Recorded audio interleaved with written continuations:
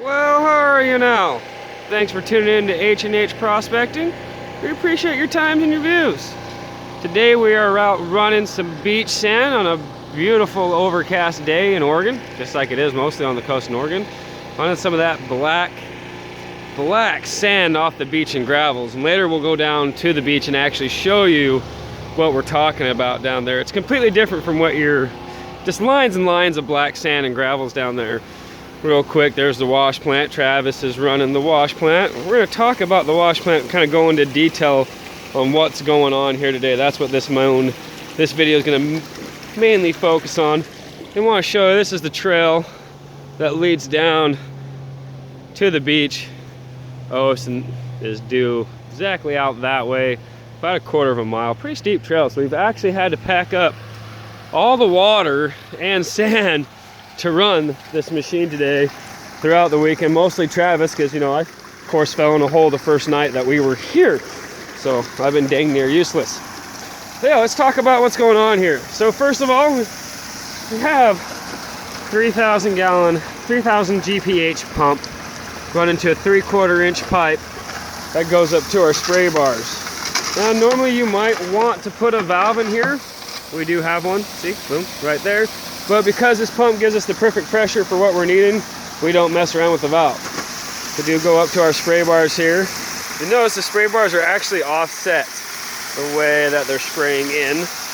We did have to fiddle around. We started with smaller holes, went to bigger holes. It's definitely best to start small and go up big. You really can't go the other way. You might have seen from our previous videos, this is actually the same hopper box that we used for the gravity dredge. You can see instead of the pipe and hose coming in the back, we are actually just running spray bars. Hopper box is made out of aluminum. Pretty much just bend it and hit it, bend it and hit it, bend it and hit it until it came to the shape that we wanted. We do have a 1/4 inch screen in there. You can even see the grizzly bars. Even though our material is already classified down to 1/4 inch, we still like to have that in the hopper box to break up all the material. So the material actually has a chance to break up, wash before it goes down the mats. As you can see, the water's a little bit bubbly. The reason being is we put some jet dry in there. The reason that we put jet dry in there is because it breaks surface tension. The reason we want to break surface tension is because we're actually going after that little, barely can see by the eye, nearly microscopic gold. And that gold likes to float. By breaking the surface tension, that makes the gold not float, sink and stay in the mat. Now it is really kind of hard to tell, but we are running multiple different types of mats, carpets, and mosses through the 2 different sluice system. As you can see, one big keen, one little keen come together. Much love. What we do have up here, I have 3 talon mats from Gold Hog, and right below them are 2 mother loads from Gold Hog.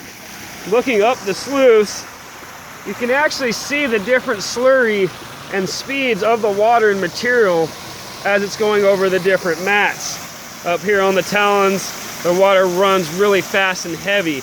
They're very aggressive mats, have huge holes and divots in them to allow that bigger material to get caught. As we come down the mother load, you see that it actually kind of slows down. It's a lot smaller rivets in here, not so aggressive, allowing all those super fines to catch.